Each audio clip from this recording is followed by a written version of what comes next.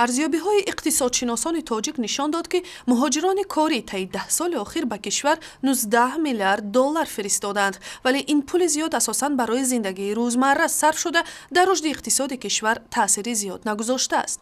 با گفته متخصصان پول مهاجران تاجیک اساساً برای خوراک، لباس، تحصیل فرزندان و تعمیر خانه و خرید ماشین و حتی دادن رشوه صرف می شود. مقدار خیلی کمی آن برای تأسیس کارخانه و یا تولید محصولات صرف می شود. در شهر دوشنبه نتیجه های آزمون برند و یا مال سال 2013 اعلان شد که برای تبلیغ محصولات شرکت های وطنی تأسیس شده است. در این آزمون داوران از بین مال و تولیدات دهها کارخانه های خرد و بزرگ بهترین محصولات را انتخاب میکنند. صاحب شدن به عنوان برند و یا مال سال در تاجیکستان به شرکت های غالب امکان میدهد بازار خود را در داخل و خارج کشور بهتر شناس کنند. آزمون مذکور در تاجیکستان برای دوم بار برگزار می شود. یک پژوهش تازه معین کرده است که 12% نوزادان در تاجیکستان شهادتنامه تولد ندارند.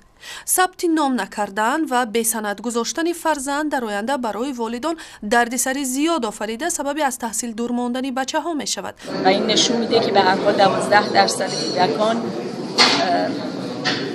وقتی که ثبت نشدن در نتیجه هویتشون مشخص نیست و هویت نداشتن خودش میتونه منجر بشه به اینکه اونها نتونن از پدر از خودشون برخوردار باشن.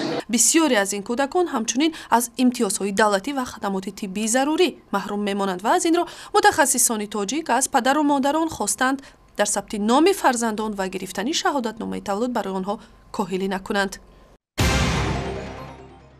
در دوشنبه در یک نشست مسئله تکمیل و نشر استفاده آماری گندری را بحث کردند که واقعیت و تفاوت زندگی مردان و زنان را انعکاس میکند. در این نشست رهبران آژانسی آمار تاجیکستان، نمایندگان سازمان‌های بین‌المللی و جامعه مدنی حضور داشتند و یک وبسایت ویژه را برای نشر آمار گندری معرفی کردند.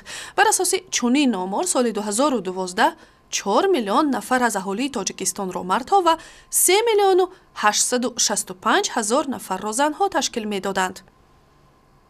در شهر خوجند مرکز معموری ولایت سوخت با سردتر شدن هوا بازار بخاری و یا پیچکه های معمولی گرم شده است. این زمان در بازارهای خوجند یک بخاری خود را 350 سامانی می فروشند، هرچند تا یک ماه پیش عین بخاری را می توانستید با ارزش 250 سامانی به دست آورید.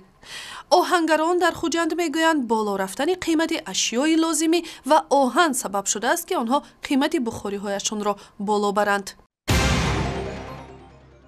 اخبار ویدیوهای از این هم بیشتر در وبسایت ما، در شبکه‌های اجتماعی و مثل فیسبوک، توییتر و یوتیوب و هم ضمیمه مخصوصی رادیوی آزادی برای تلفن‌های همراه.